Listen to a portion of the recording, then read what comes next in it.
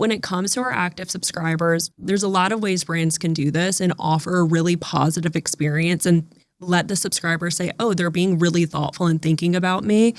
They can do it through quick actions. So send an email, say, hey, Nick, we see that you're on an active subscription and we know that we're doing a Black Friday sale. Apply that to your next renewal order. We want to offer it to you as well. Oh, interesting. So you press claim now. Right. And that's just in the email? In the email, or it gets automatically applied to your next subscription order. Or you can also apply a bulk action where you can apply that discount to every active subscriber in your database. And so they're just automatically receiving it. And you can say, hey, Nick, we just wanted to let you know we're having a Black Friday sale. We've already applied it to your subscription. Yeah. Thanks so much. We appreciate you. Welcome to Limited Supply, the place for refreshingly real takes on what D2C is really like. I'm your host, Nick Sharma. Let's start talking about money. I'm so excited to take a second and talk about this season's sponsor, Motion.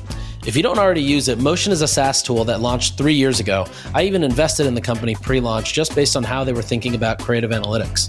Today, Motion's a no-brainer tool to use in your marketing stack. Yes, it's creative analytics. Yes, it lets you track your competitors' ads. Yes, it has the most beautiful UX and UI to report your ad performance. But let me tell you how people at Sharma Brands describe Motion. So I asked my team in Slack, why do you like Motion? And here were the answers. The first reply says, it's really moldable. You can use it for high-level, more creative-driven analytics or get really granular into the media buying analytics and data. It's a super accessible platform for all use cases, and I think it brings our creative and paid teams together. The second reply says it unites everyone, agency and client, creative and paid, founder and marketer. It's so dang easy to understand that everyone really can grip performance and speak the same growth language. The third reply says, I love being able to reference prior campaigns using their filters, and I love that we can use data from the past to make educated decisions on future content. As you can tell, we can't live without Motion at Sharma Brands, and once you see a demo, I bet you won't be able to either. Visit motionapp.com to get 50% off your first month when you mention Limited Supply to their sales team. Again, that's motionapp.com to get 50% off your first month when you mention Limited Supply to their sales team.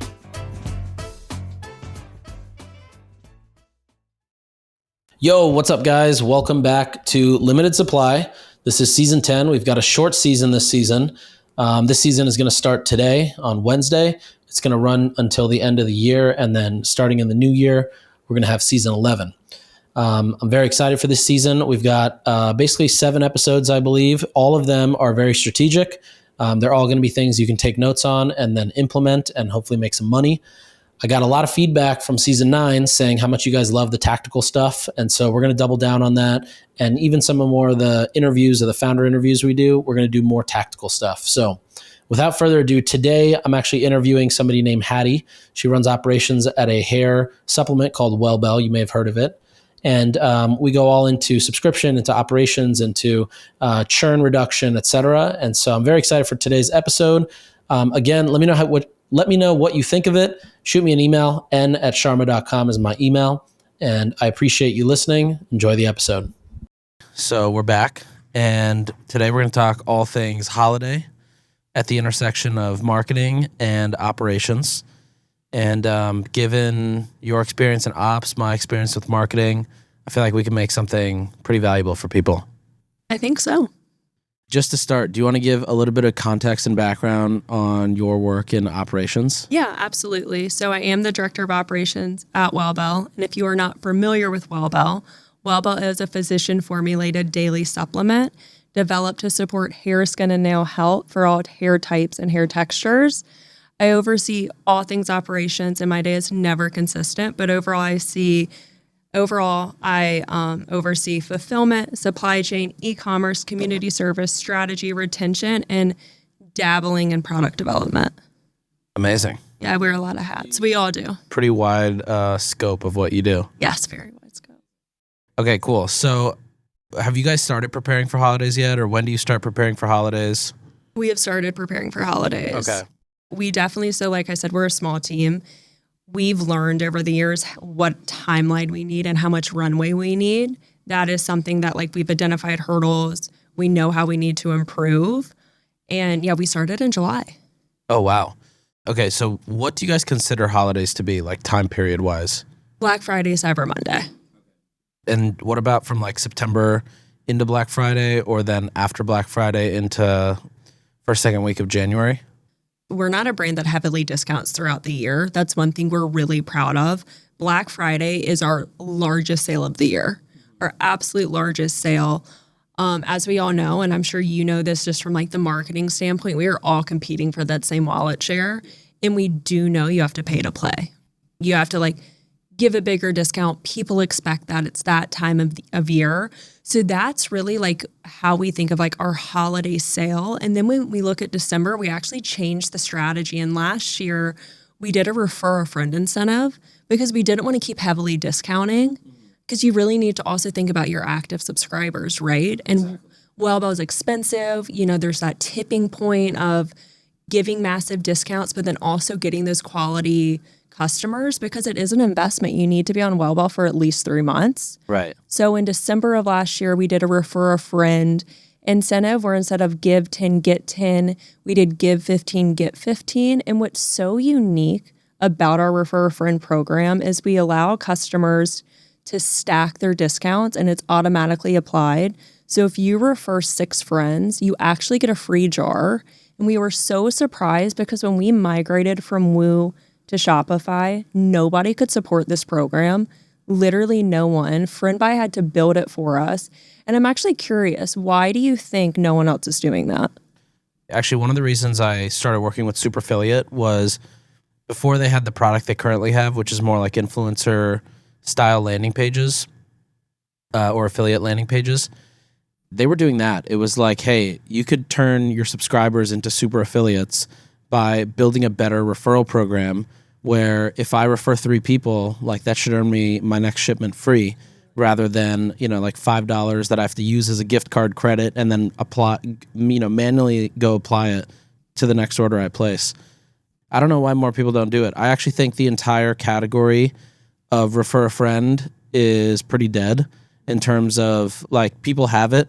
There's new software that comes out that includes it. I think now a lot of subscription platforms have started including refer a friend, but no one has innovated on it. I also think another big miss is like, you know, today, if I was like, hey, I want to get my friend on Wellbel and I'm a subscriber, I should be able to make a group chat with my friend and some phone number from Wellbel and be like, hey, you know, give my friend Jimmy a code. And Wellbel should be able to read that message and automatically respond. Like that kind of technology has existed now for a while and should totally be able to. Yeah. There's a lot of things in the world of referral that make no sense. Like you have to copy and paste some long ass code that is a bunch of random numbers and letters, or you have to go and log in and get your code. Like it's just I love the idea of in your wallet having a QR code. Yeah, that too. I think someone Novel could does just that. scan and go. You ever seen Novel? Novel.com? I want to say it's novel.com. It's they started as like an NFT creator for brands, but then have pivoted, and now they do exactly that. So like you can build a loyalty program in your Apple Wallet. I think Wallet Pass also does it as well. I feel like I saw it on TikTok. Nice. Pretty sure. I think it's an interesting strategy though for taking that friction out of that long code. Yeah, I'm also very curious. Have you ever heard of what app clips are? Mm-mm. Have you ever gone to a restaurant and gotten the bill and then there's a big QR code on the bill? Yeah, I know. Okay, I do know what that is, yes. Okay, so that, when you scan it, that mini app that pops up from Toast to pay your bill, that's an app clip. It's essentially like, think of it as like one feature of an app that can just instantly load from the internet without a download and can create this like unique app experience on your phone, but you don't have to download anything. Interesting. Between app clips and Apple Wallet and the notifications functionality that you get permission for as a result of getting consent to send push notifications, I think there's going to be a lot of cool stuff that comes out. I sure hope so. Yeah, me too. You need to push that home for us. I'm surprised no one has also made like app clips for e-commerce. Yeah. You know, like if I order a Jolie and scan the code, which is actually a Bridge code, maybe Bridge should build this. If I scan the code, like I should get an app-like experience showing me how to install it or put myself on the subscription. I love Bridge. Yeah, we love Kate. Yeah. Okay, we're getting distracted. But okay, you mentioned active subscribers, and I remember when I was at Hint, I remember one day waking up at 7 a.m. to an angry call from our CFO. And it was because we ran a sale that I was in charge of. Our subscribers, I think, were getting, 10 or 15% off, and the sale was 20% off. And I got yelled at. And that was the first time I learned that, you can't really have discounts greater than your subscription discount that are offered site-wide because it lowers subscribers overall. So how do you guys think of that when it comes to or actually in general, how do you think about pricing? Because if you don't discount much too, there's definitely going to be brands that are listening that don't want to discount as heavy. I remember last year, I believe for Black Friday, Jolie did a really beautiful tote bag that you got as a gift with purchase that actually did insanely well for them. That's a great so idea. Are there other levers you think about, or how do you think about pricing as you think about the period from September through the Super Bowl of wellness, which is the first 2 weeks of January? So I think, again, our product, you do need to be on it for 3 months to start seeing results. If somebody doesn't want to make that investment, even after they buy the discounted product to continue, we do tell them, it's sort of a waste of your money if you don't want to continue taking the product. Mm-hmm. You do need to be on it for 3 months and continue to be on it. But when it comes to our active subscribers, there's a lot of ways brands can do this and offer a really positive experience and let the subscriber say, oh, they're being really thoughtful and thinking about me. They can do it through quick actions. So send an email, say, hey, Nick, we see that you're on an active subscription and we know that we're doing a Black Friday sale. Apply that to your next renewal order. We want to offer it to you as well. Oh, interesting. So you press claim now. Right. And that's just in the email? In the email, it gets automatically applied to your next subscription order. Or depending on how protective a brand is of their product margin, and I know every business is different and every businesses are in different financial situations, you can also apply a bulk action. This is something that Recharge offers, where you can apply that discount to every active subscriber in your database. And so they're just automatically receiving it. And you can say, hey, Nick, we just wanted to let you know we're having a Black Friday sale. We've already applied it to your subscription. Yeah. Thanks so much. We appreciate you. Nice. But another low-hanging fruit, and I'm so surprised that I don't see it more often. I know you know that I love a good cancellation flow. Yeah. So one thing that I think it's a really low-hanging fruit, not even for Black Friday, but for sales in general, to mitigate that churn, is if you see that, hey, we're running a sale for 20% and you're only getting 15% off, so you go to cancel to then resubscribe, actually putting the sale in the cancellation flow. So you're going to cancel and your reason is, I'm canceling because there's a Black Friday sale, of course. You click on it and it goes, oh no, here's the offer. You don't need to cancel. We're so sorry you missed our email. We actually want to give it to you. Yeah. And then hopefully the customer takes stays with you, takes the discount and keeps moving and remembers, wow, Wellbel or Charmer Brands is so thoughtful. Yes. Wow. Those last three are genius. Yeah. Very smart. Yeah. It's kind of similar to when you send somebody a deal, you include the discount code in the URL so it auto applies, just making it more frictionless for the customer. I think that's the key. Yeah. So a happy subscriber, whether it's a refer a friend, making that frictionless, all of those things, everything should be frictionless. I hate dealing with stuff like that. No, totally. And no one also wants to start the process of a customer service ticket. They'd probably rather just cancel than deal with. Every time I've had issues with something, I'd rather just cancel it completely and deal with setting a new one up later than try to deal with, okay, now I got to email this person and then wait for their, they're not going to do it on the first reply. They're going to reply and then I have to reply again. They're going to want feedback. Tell us why. Let me try to talk you out of X, Y, and Z. Let me give you an excuse. Yeah, all of that. Yeah. Do you guys do text-based customer service? We do not. Have you thought about it? We have thought about it. That's something that we're really interested in. So I know there's a lot of solutions where you can bring AI in and you can bring all those things in. And I know you know this about Wellbel, but we have really spent so much time over the past 3.5 years really building a business off of human interaction and that human touch.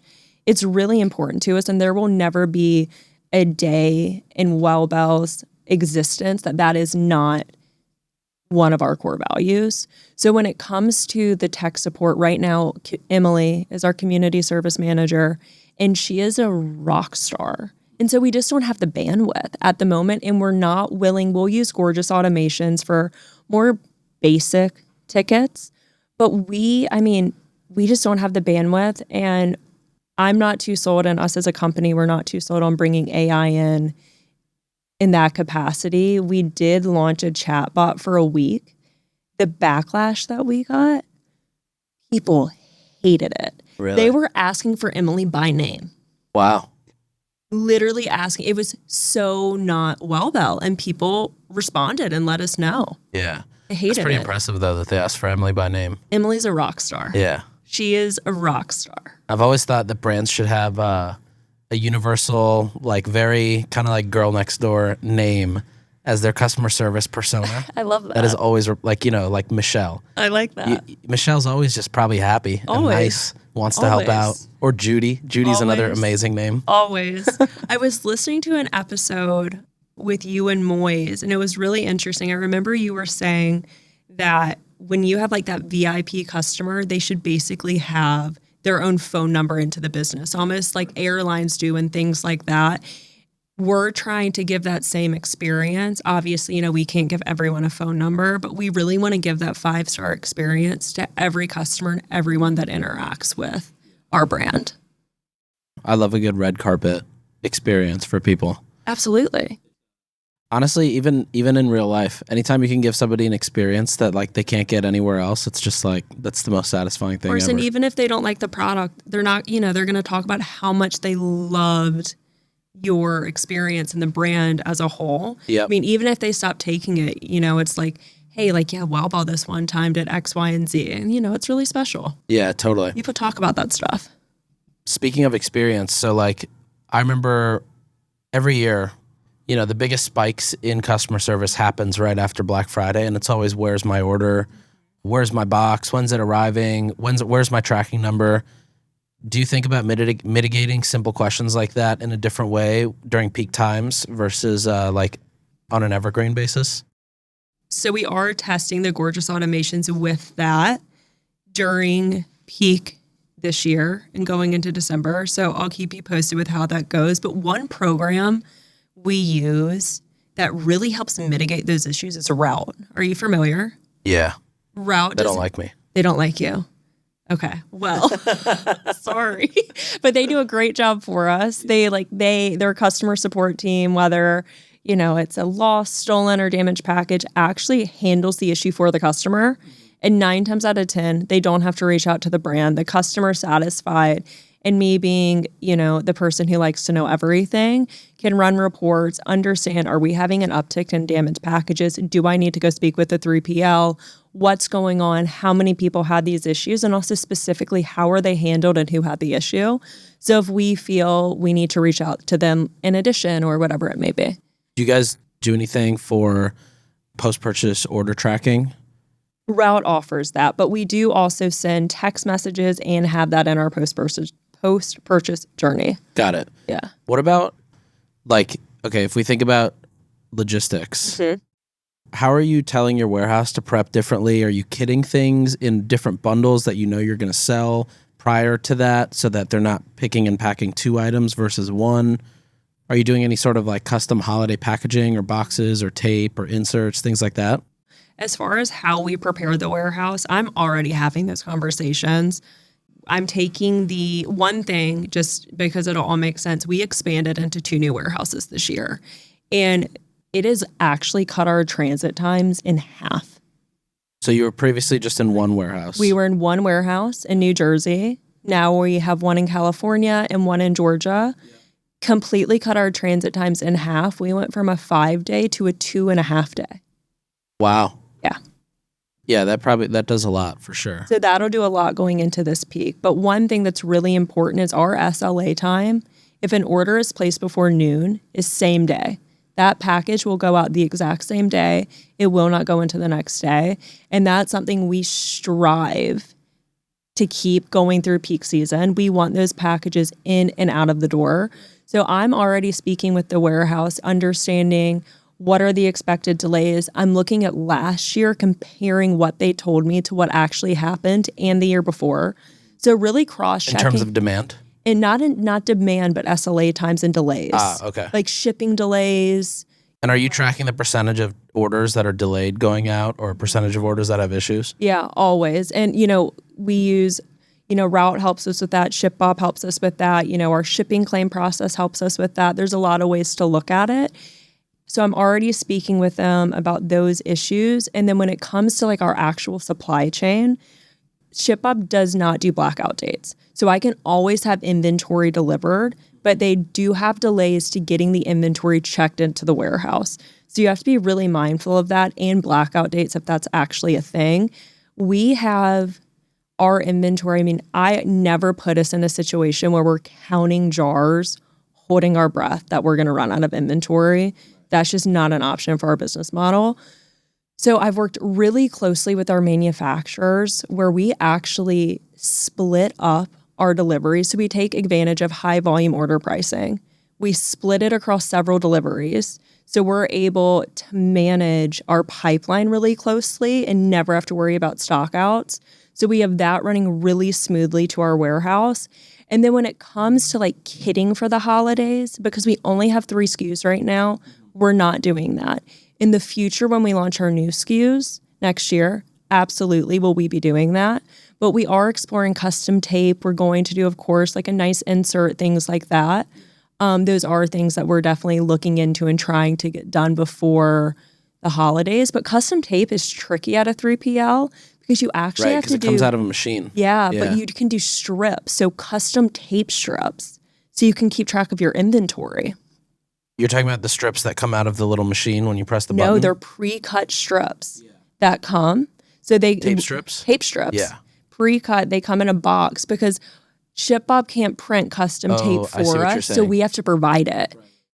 They just put it at the stations where they're picking and packing Wellbel. Exactly. So then they'll pick the tape and they'll, but we have to be able to manage that inventory. Like a roll we couldn't manage because how do we know how much one person used versus another person? Do you ever go to the warehouses? I haven't. I should. I recently went to a few of our clients use Tondo fulfillment. Okay. And I went to their warehouse in Delaware last week. So cool. And it was honestly the coolest thing. Yeah. I should go. It's so much fun, like meeting the workers too and seeing what they think about the products or even like if you ask them questions about how can we make this process more efficient as a brand. Absolutely. And they always have great ideas. Absolutely. Okay. Around the things like inserts, how late can you order those inserts to make it for holidays? So it depends on blackout dates with 3PLs. It depends on all of those things. It depends on how quickly you can have them delivered, right? I mean, I'm sure that you could have them delivered 3 days later if you wanted to pay for it. And it's one thing we've learned previously. I mean, we used to wait way too long to start rolling out our holiday strategy. We were not coming from like a proactive place as much as we wanted to. We just didn't have enough people on staff. And we had issues with the agencies we were with, and we couldn't get the ball going in the same direction. So now that's something we're just taking care of now because we would much rather have it taken care of, have it sitting in our warehouse for a month than be stressing and paying expedited fees, driving the warehouse crazy, wondering why it's not checked in, asking for favors, like, please get this done for us. It's just not a great way to do business. Yeah. And it's not a good it's not a good experience for our partners to deal with us that way. Like, we don't want to be that partner. So have you ordered the postcards already yet? We're going through final rounds of revisions. Okay, so we're working on it, yeah. Sweet. What about other ops within the company, like whether it's inventory forecasting or customer service? Like, how do you think about ramping, or really, I guess about customer service, how do you ramp that up for the higher activity of customer orders that's about to come in? Yeah, so we have Emily, who again is a superstar. We're trying gorgeous automations.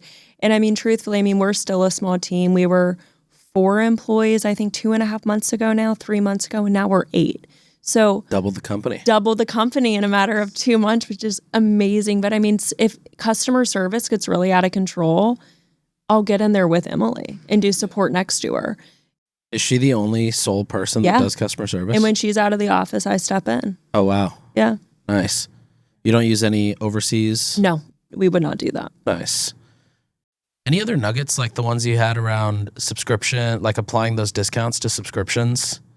One thing that we have not been able to crack, but I really like the idea of it, is allowing customers to edit their subscription via SMS. Mm-hmm. I know it can cause churn initially because there's that talk, right, of how much did you communicate with your subscriber? There's two strategies. Do you communicate with them a lot, or do you leave them alone so they forget they have a subscription? What's your opinion? I think that's somewhere in the middle. I do think, depending on the product, like for us, it is a supplement. You do need to take it for 3 months. There's so much education that goes behind it. You really need to hold their hand through it, right? But if it's my Drip Drop that I love, or Salud, that other drink hydration that you love, The best one. Yeah, the best one. I like their, what was that flavor we tried? We had spicy margarita. No. Yeah, I think it was margarita. Spicy margarita or spicy mango or something. Spicy mango. Spicy mango, so good. But then maybe you don't reach out to them so much, because really, is there a lot of education that needs to go in with that product? Yeah. It's sort of like you self-educate with that. Yeah, I agree. I think it depends on the education, because I think I'm always of the philosophy that to increase retention or conversion rate, you just have to make people feel like they'd be stupid to not make a purchase, or make them stupid to leave. Yeah, and you have to make them feel really safe. Like at checkout, let them know, if you don't like your product after 90 days, we will refund you. Yeah. No problem. Yeah. Like let them know the terms, like let them know the benefits of the subscription. And then I know I touched on how much I love a cancellation flow, but I really love a cancellation flow. Like our save rate right now is 20%. I checked this morning. What got you to 20%?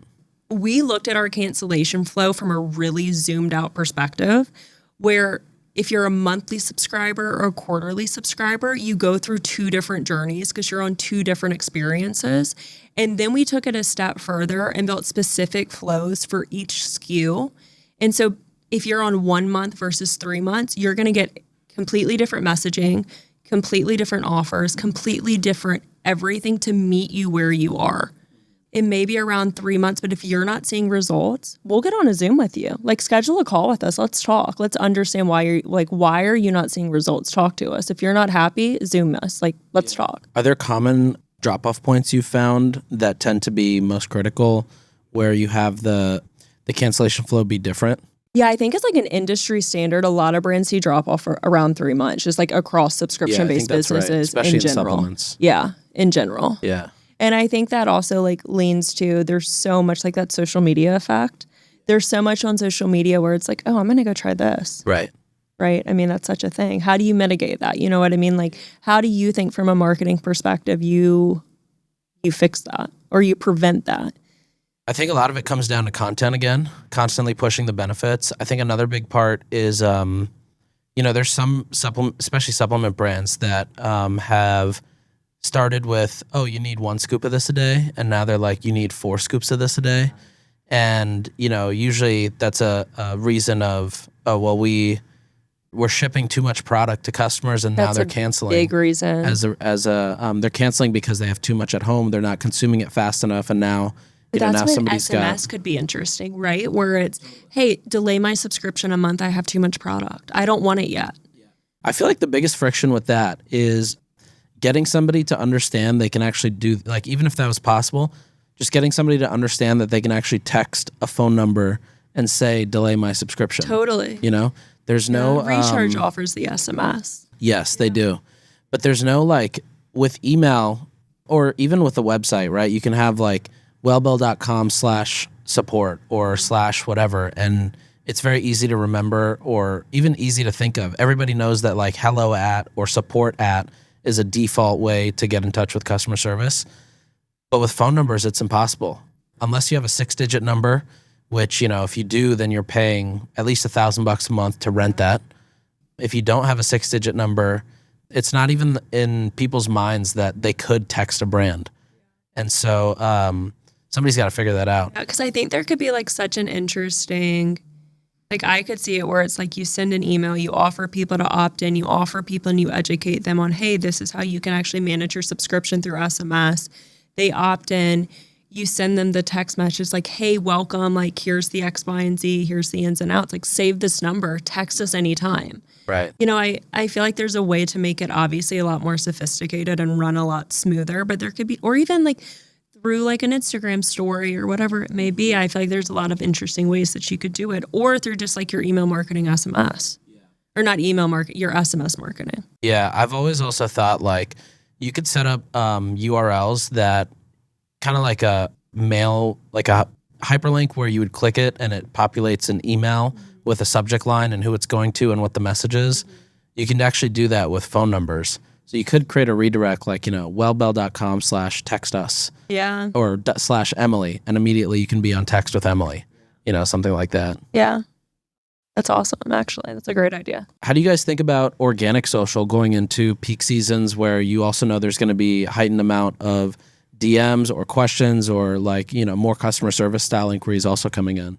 So I can't speak to the strategy of the type of content we're putting out just because I definitely sit more on the operations side. So I want to hear your opinion there. But when it comes to just the customer support and that operational piece of it, Gorgeous actually has all of our social handles. They all feed into Gorgeous. So Emily sits there and she DMs people back. She'll DM them, she'll email them, she'll comment back on posts. However they are communicating with us, Emily is the one that is responding to them. And in the weekends, it's funny. It's not even funny. It's actually quite amazing. Stacy, one of our founders, someone who Zooms with our community, she's also in the DMs over the weekend, and you'll see messages for hi, this is Stacy. And when it's Stacy because there's a purple heart versus when it's Emily because there's a red heart. It's Nice. very funny and cute. Yeah, that is awesome. Yeah. Very demure. Yeah, very. I've been seeing that trend lately. Yeah. Whether you're spending $50,000 per month, $50,000 per week, or $50,000 per day on ads, there's one thing that you need in all those scenarios. It's creative analytics that help you understand what's working and driving more revenue. With Motion, their software makes it so stupid simple to see what is performing, what is missing the mark, and what you should continue to double down on. With Motion, their software makes it so stupid simple to see what's performing, what's missing the mark, and what you should continue to double down on. Motion reports are also the only reports I've ever been able to send to a brand CEO or CMO, but also to the performance marketing team and to the creative team. Their UI makes it so easy to interface, so whatever you're looking for, you can find it or you can create custom reports for it. It's literally an idiot-proof software, and I say that as someone who gets easily confused with complex UI. I want you to try Motion because, like myself, I bet you won't be able to live without it once you try it. Go to motionapp.com, and when you talk to their sales team, mention limited supply to get 50% off your first month. Again, that's motionapp.com to get 50% off your first month when you mention limited supply to their sales team. Try it out and let me know how you like it.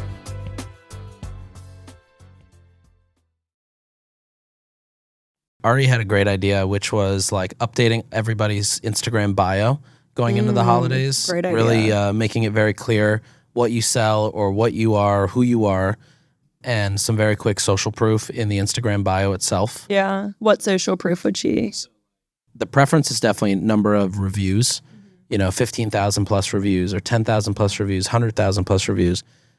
But if you don't have that many reviews, you could do X amount of bottles shipped, X amount of bottles ordered, X amount of orders shipped, X amount of happy customers, something like that. That's a great idea. Yeah, the social media bio is huge. I think also updating all of the highlights. So making sure that any promos you have are in the highlight all the way to the left. So it's the first that a customer sees. The first one that you see, yeah. Yeah. And also, of course, updating the URLs in the bio to make sure it matches whatever the current promo is. And ideally, maybe even the last line of the bio mentions whatever that day's promo is also. Just because there's so many companies where they might be running a sale or they're running ads for a sale, and then you click on the profile, you get there and you're like, wait a second, they're not talking about the sale at all. Where's the sale happening? I think landing pages are important. Oh, landing pages are huge. So important. I mean, for holidays, everybody should be having its own landing page per promo or per sale. Even if it's just a very simple click-through style interstitial page that tells you what the offer is and how to get it and how fast it's going to get to you. So from a marketing perspective, when it comes to digital ads, how many landing pages do you need based on your ad strategy? For something like Black Friday sales, you don't need to segment too hard in terms of the angles that are coming in, because the angle is really whatever the sale is.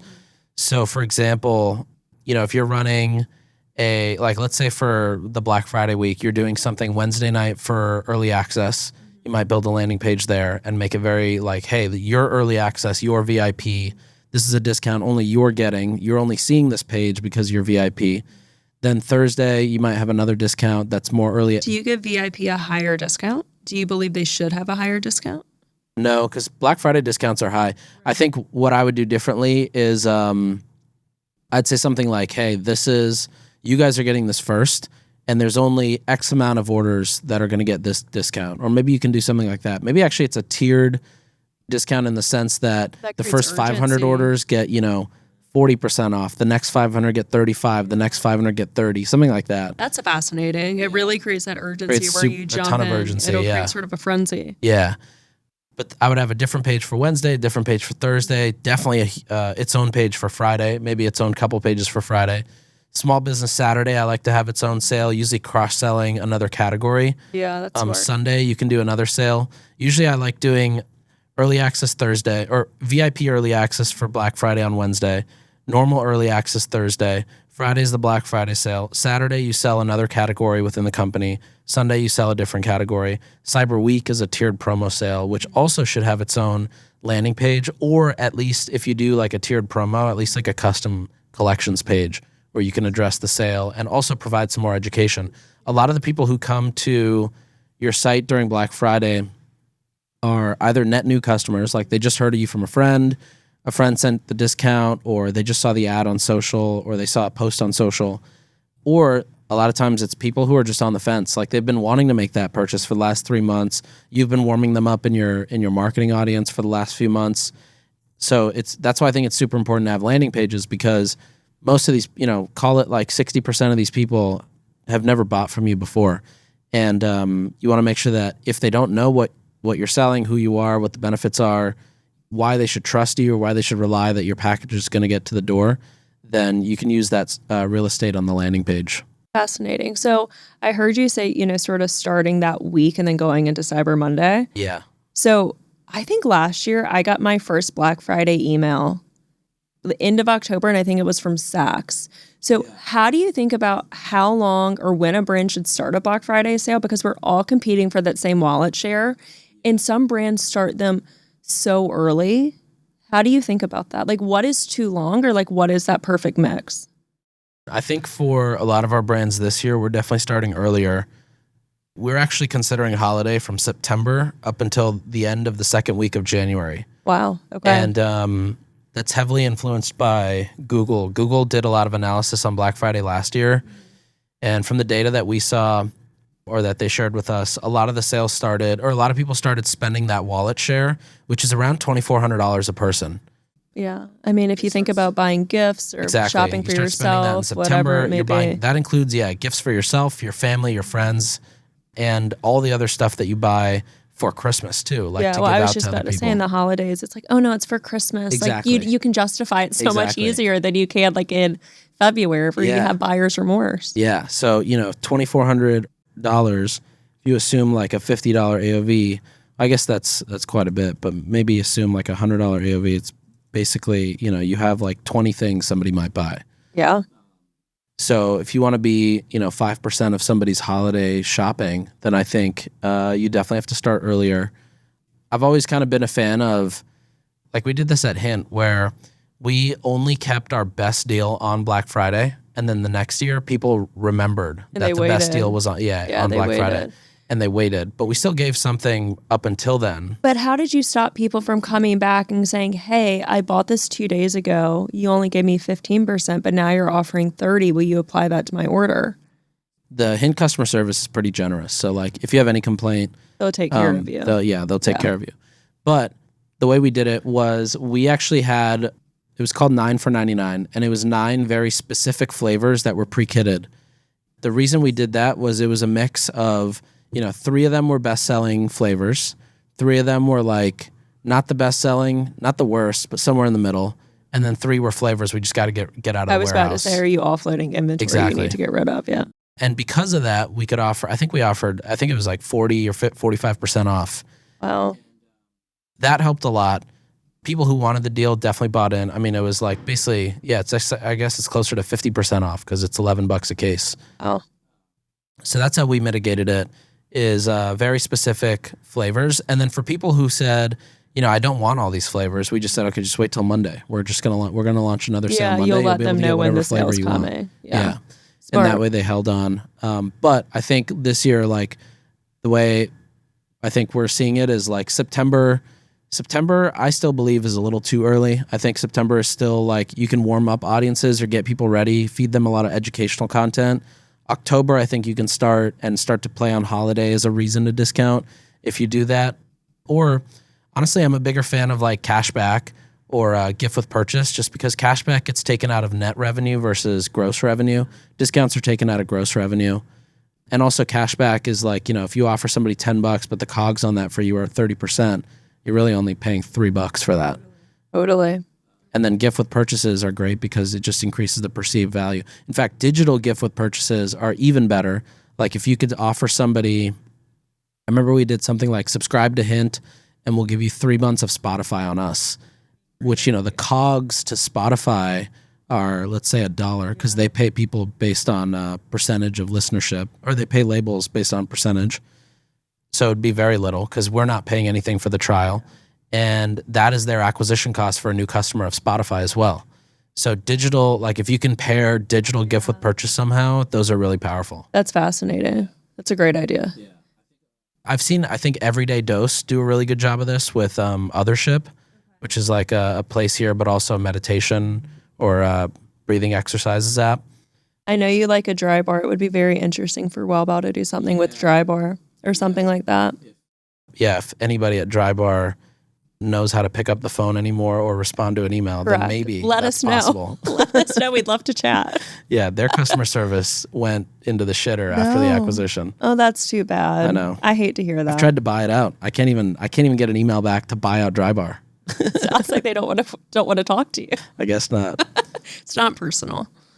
Do you guys do custom boxing or custom packaging for anything holiday related? A tape is sort of how we're starting to get into that. That is definitely something we want to do, but we finally have the manpower to do it. Yeah. Do you think there's a high perceived value of that, or it's not really worth it? It depends. So if I was buying an $8 lip gloss, I don't think it matters. Yeah.